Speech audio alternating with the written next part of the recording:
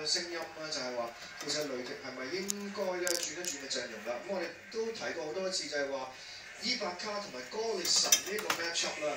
就如果對住其他球隊咧，可能高度咧，對住某啲球隊咧，高度可能係有少少吃虧，但喺呢一個 matchup 咧，其實用阿哥列神啦去 mark 啊俄羅斯基，用阿伊巴卡打翻中鋒 mark 嘅 Chandler， 其實我諗應該幾理想㗎。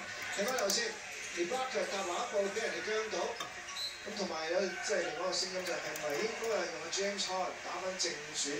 代替咗石科魯薩啦，布魯斯教練有個回應啦，佢話內季以後將嘅中距離跳射搞掂，佢話以後咧呢一個諗法咧有得執，即係你到底下頓咧以後會唔會打正選2號？今年咧就係 no 會做呢個即係決定。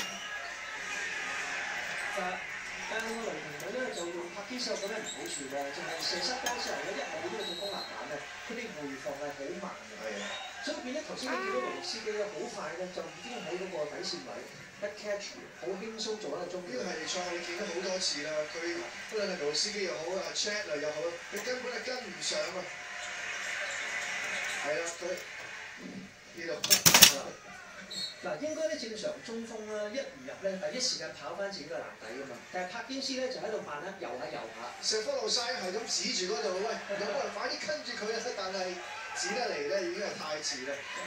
Westbrook 中間強行拖埋，哎呀，俾佢搏到快。